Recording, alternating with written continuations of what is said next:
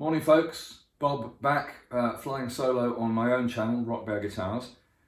First thing, big thank you.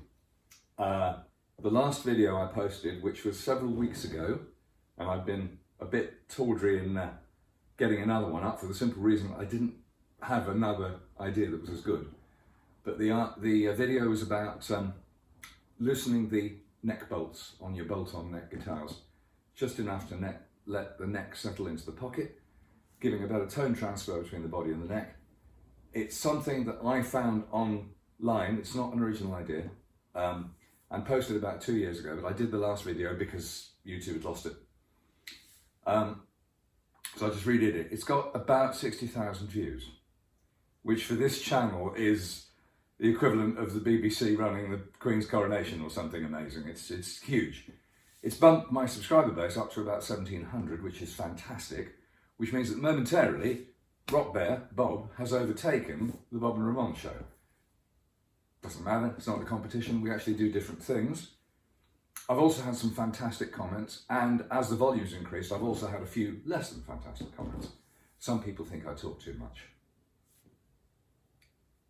I admit, I do. I'm already doing it. But anyway, for those of you that held the faith, thank you.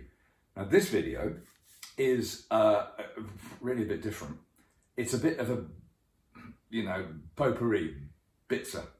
It's about a few things that I've been doing in the last few weeks that I thought might interest you, and maybe a watch out or two. I'm not sure it's going to be quite as life enriching as that neck bolt-on thingy, where I would say, of all the people that tried it, including myself and all the guitars I've tried it on, I'd say there's a success rate of over 90%. Some people don't like it. Some people think the neck puts the neck out of alignment. I think some people just get out of bed the wrong way. But whatever, about 90% success rate on my experience, my friend's experience, and the feedback I've had so far. Please keep feeding back. Right, on to today. Couple of things. First of all, a big up for something. So let's start with the positives. A little while ago, I met a gentleman called Jim Sweet, who runs an amp shop, boutique-y, second-hand vintage amp shop in London, in East London. Nice man. It's a real old-fashioned shop. You know, it's got lots of stuff hanging around. It's got workbenches and components all over the desk and stuff like that. It's a real enthusiast shop, the kind I go crazy about. And are, obviously dying out because no one can afford the rent. Everyone's gone online, which I'm going to talk about a bit later. Anyway, while I was in this shop, he said, we were talking about my amps. I said I had a regular reissue deluxe reverb. And he said, have you tried upgrading the speaker? No, not really. I always think about these things, but never have.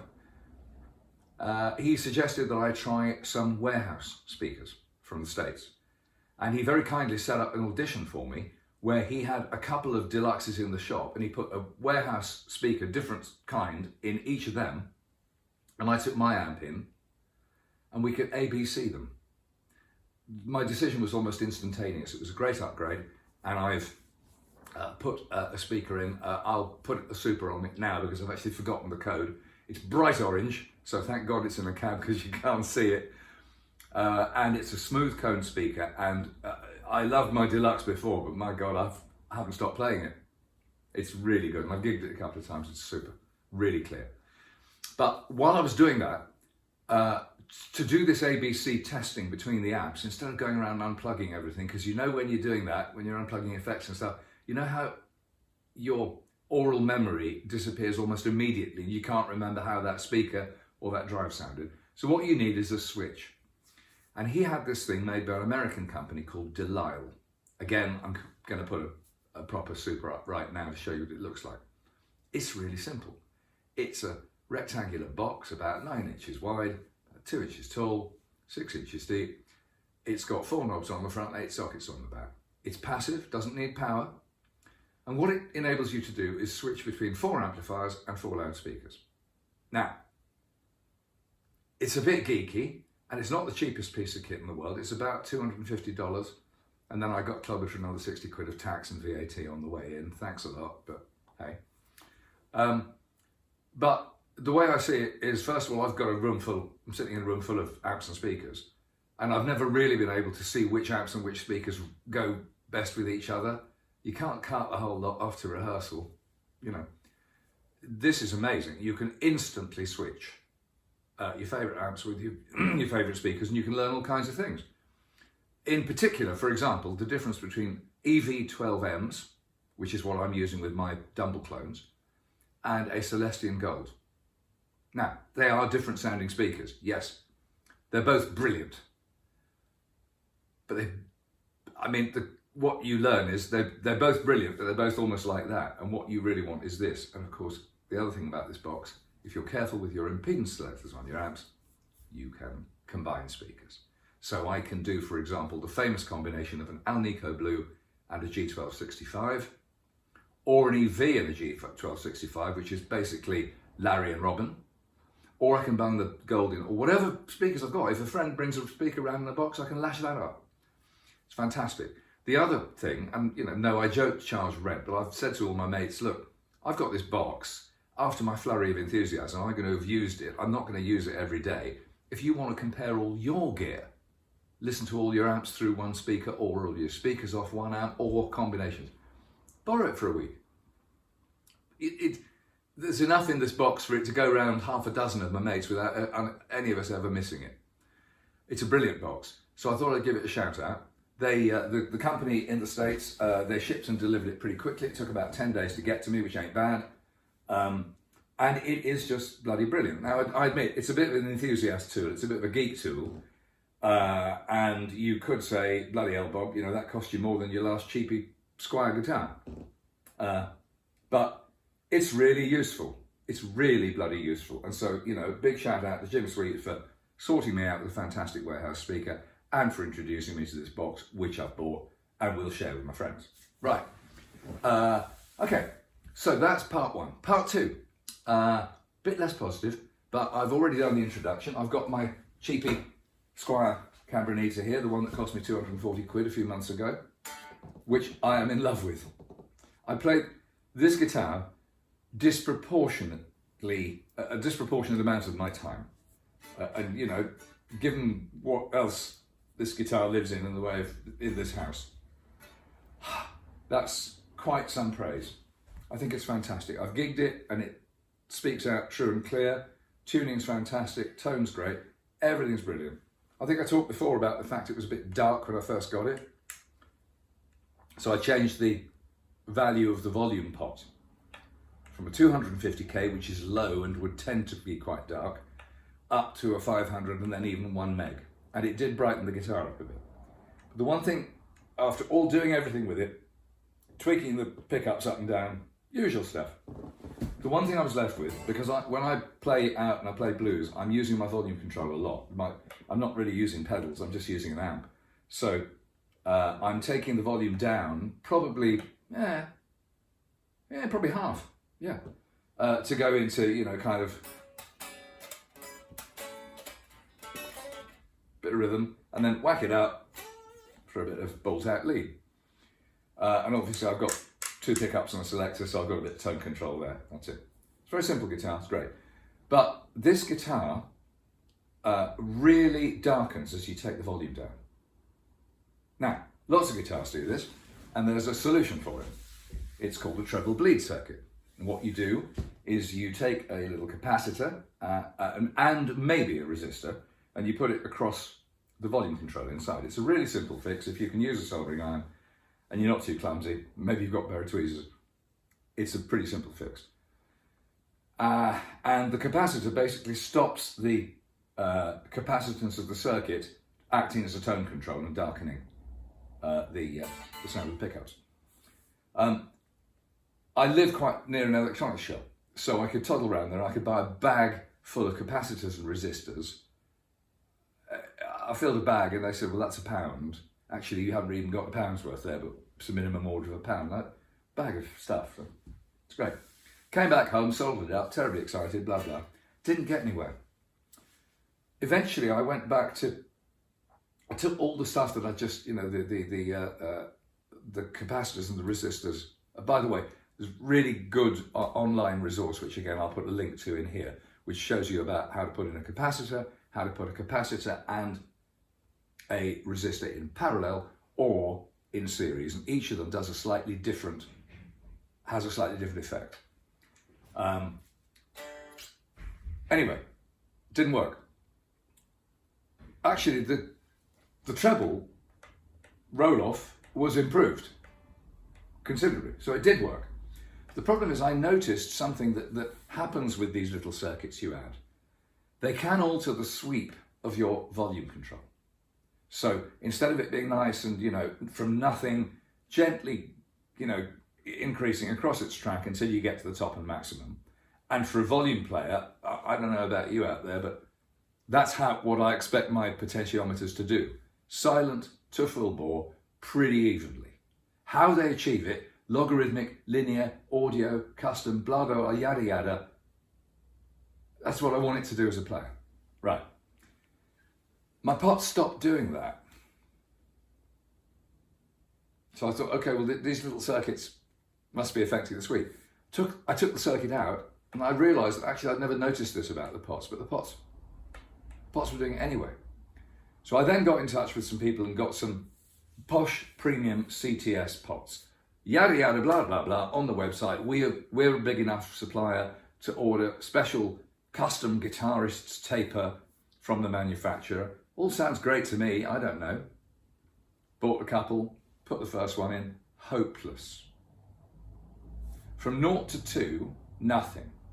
At 2, almost like an on switch, no fine tuning over the lower volumes at all. From 2 to about 8, a gentle increase in volume, and from about 8 until 10. So it may be, by the way, these pots are about £5 or £6 each, and supplied, very kindly, very quickly by a firm in the north of England. So no flies on them, just on the product. But these pots for me, just shit, crap, rubbish. And £6 for a potentiometer, that's a lot of money. Stay with me, I haven't even started. I then happened to be in London's Denmark Street a couple of days later, and I met with a chap called, his name's Kevin, and his business is called Stairway to Kevin. And he's a tech on Denmark Street, upstairs above one of the shops. Nice guy, very sorted guy. And I was telling him, can you shed any light on it? He said, yeah, this kind of thing happens quite a lot. You have to, all of us luthiers, we kind of do battle with this. There's a lot of trial and error. So when you do it, always have a pair of wire and a pair of tails sticking out of your guitar, so you can use crocodile clips and clip in all the different options before you get your soldering iron and commit to it. Sound advice. He then put me on to another parts supplier in London, who I eventually managed to get to have a conversation with, very good conversation. And I ended up spending, so I've spent £12 so far on 2 pots. I ended up spending another £65 on a variety of really quite exotic pots for this guitar, and also for the refurb I was doing on this. This is my 1969 Ampeg Dan Armstrong. Oh, it's heavy. Acrylic Perspex guitar, made famous by Keith Richards. Dan Armstrong's a well-known New York luthier and decided to have chances on making guitars, and it's quite interesting. Just like Paul Reed Smith, he based his guitar on a double-cut Les Paul Jr. from the late 50s, early 60s. Obviously, both of these, revered luthiers thought that's where the action is. But he decided to make a completely inert body out of acrylic, which looks fantastic, performs well, but weighs a bit. It's a heavy guitar. This is heavy as your heavy Les Paul Customs. I don't have back trouble, but some of my friends would not gig this. It's got a fantastic neck, maple neck, rosewood fingerboard, 24 frets, quite modern in 1969. Nice, tidy, small headstock, Grover tuners, very smooth, fantastic. Truss rod works great. The other thing about these guitars is, and I will actually show you in real time, since I've now modified this little nut so I can use my fingers on it, I've made a wing nut. Right, you take the wing nut out the back of the guitar, and then what you can do is you can take the pickup out. Well, why would you want to do that? Because the pickup's modular, and when these guitars were sold, they were originally offered with 7 different pickups. This one is a country bass, CB, so on the thing, and that's the only one that came with this guitar. But I have got one friend in Paris who's got one of these guitars, and he's got all the pickups. A complete set of these pickups is quite valuable. Spare parts for this guitar are quite valuable because they didn't make many. The guitar is very simple. It's a single pickup, volume, tone, with a 3-way switch. The 3-way switch, it's like, hang on, you've got a pickup selector and no pickup. So the first position is volume and tone, really active and effective. The middle position is a bit crap. It's like the Telecaster neck position. It's with the tone control fully engaged, so it's really muffled. And the third position is supposedly direct pickup to jack, but actually the volume and the tone control still have a limited effect because they're across the circuit. I needed to put a new switch in because some previous owner had made it a 2-way switch and messed it all up. So I had to dismantle the whole guitar, reassemble it, which meant I was also thinking about pots. That's why I bought more pots. Right, back to the bloody pots. So I've got all these custom tapered CTS pots. They're coming in about £6 each. I've also got a bunch of RS, or in old money, radio spares, custom guitar pots. And some of these are 14, 15 quid each. Well, frankly, for 14 or 15 quid, I expect a pot in a guitar to do a lot more than control my volume. I expect it to cook me breakfast in the bloody Ritz. Here's the bad news. All these bullshit, modern, expensive custom pots don't seem to have a track that agrees with me as a guitarist at all. Whereas all the guitars in this house, cheap, expensive, with the exception of the Cabronita, which is the guitar on the slab, I've now become hypersensitive to how, do they taper right off when I take the volume controller? Yes, every single one. Then I read on some web resource, I'll try and find the link and put it in here, about our dear friend Jobo. Jobo's been espousing what he thinks makes a guitar sound great.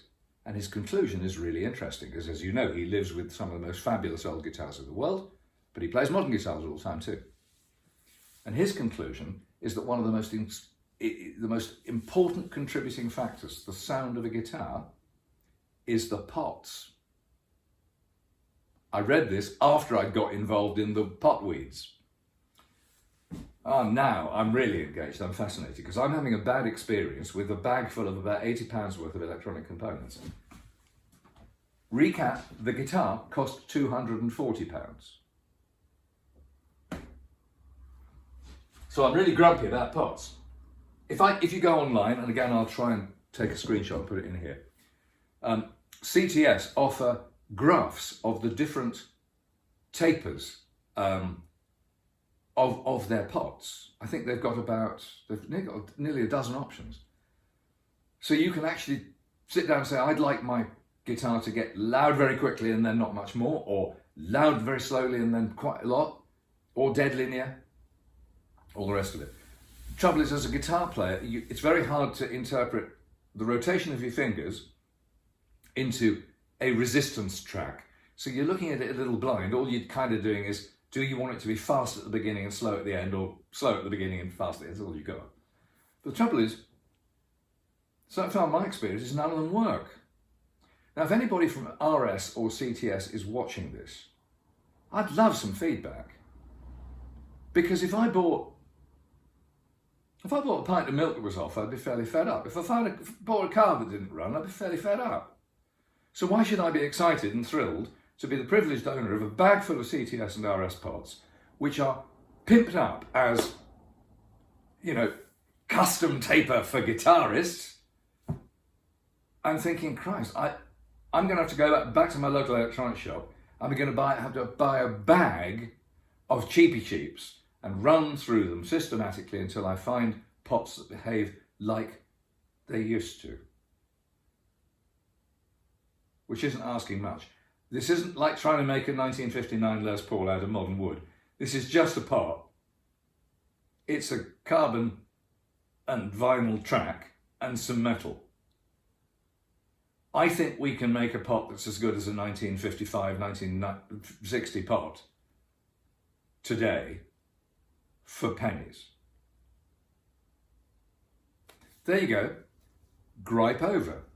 Now, having waxed on for a bit, I should say, I'm about to go up to the new guitar show, at least I think it's new, at the Rainton Arena near Durham, coming up in a couple of days' time. And I'll be showing some guitars up there, meeting some friends, and hopefully making some new friends. So if anybody's going, I'll maybe see you there. In the meantime, thanks for indulging this rant. A little bit long, no playing. Thank you once again for your subscriptions and for watching so far. Hope you enjoy this, and I'll be back with maybe slightly more guitar-y and musical content, with or without Ramon, who is currently in Cuba recruiting a band for a new Hispanic crossover project, which could be quite exciting. So when he's back, we might do some more of our unique brand of buffoonery. But for now, thanks for watching and see you later. Ciao.